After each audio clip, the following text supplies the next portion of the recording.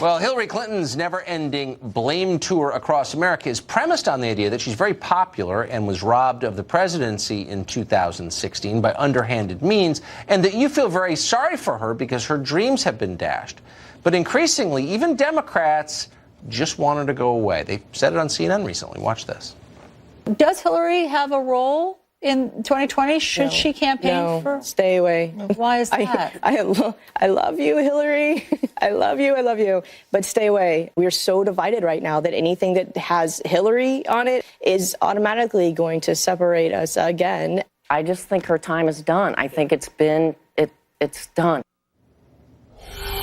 Tammy Bruce is radio host, president of Independent Women's Voice, and she joins us tonight. Tammy, thanks a lot for coming on. So those are the responses you would expect. They weren't hostile to Hillary. They don't hate Hillary. They voted for her. But they're saying something pretty obvious, which is, things change, time moves on, people kind of age out of the process. Why are you still here? Why is she still here? Well, actually, this has always been Hillary. This is not a new Hillary. This is the Hillary we've always known. This is the Hillary they voted for. But that sound after she noted that she was not going to be running in 2020, everybody thought it was an asteroid. It was all the Democrats breathing a sigh of relief and all the Republicans sobbing through bitter tears of now they'll miss her. But she says she's not going to be leaving. But this is what's also strange about the Democratic position. They say she should be president now, Tucker, right? Right. She was the winner. She was robbed by the Russians and everything, which means 2020 would be her second term. And yet they don't want her then. So are they saying, in fact, voting for her in 2016 was, in fact, a mistake?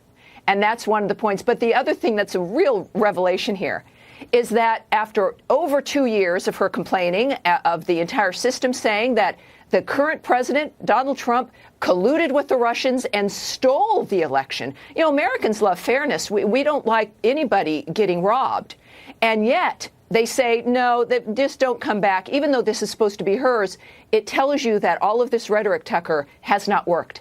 The American people do not believe it. They didn't believe it then. They don't believe it now. In other words, recognizing, even if subconsciously, all of this has been a charade. That's important for the Trump administration and the Trump campaign to realize the American people still care about truth of the matter, facts, and delivering politically and delivering on the issues. It's so interesting, though. I never thought of the point you just made, but if they really believed what they were saying about Russian collusion and the theft of the election, the hacking of our democracy, they would insist that Hillary, by definition, would be the nominee, right? So they don't even believe it. Exactly. I mean, we would be in the streets. Who wouldn't be? In other words, it's almost like a cognitive dissonance in a sense, like an agreement, a suspension of disbelief, I should say. Like when you go into the movies, you really know it's not real life, but you're going to allow yourself to believe so for a minute because it'll be fun for 2 hours. In this case, it's been a nightmare for 2 years, and they want out. They want to be out of the theater. They want the movie to end. They want to move on to something else. And the Trump administration, and this is what we care about, regardless of what your party is, we want the future back for our families. We want the economy to be better.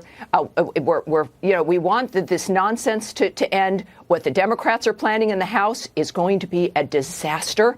They've created now not just the fact that it is a witch hunt, but they've created an enemies list with the 81 individuals and entities that they're going to, try to persecute for material on Trump. It's a remarkable thing that they've accomplished. That is not what I think most Americans would agree. That's not why they hired those people to go to the House of Representatives. No, probably not. And my feelings are hurt that you and I were left off the enemies list. I know. So I was looking for my name. We weren't there. Maybe Jerry Nadler can rectify that. Hi. It's great to Tammy Bruce. The great Tammy Bruce. Thank you, Tucker. Thank you.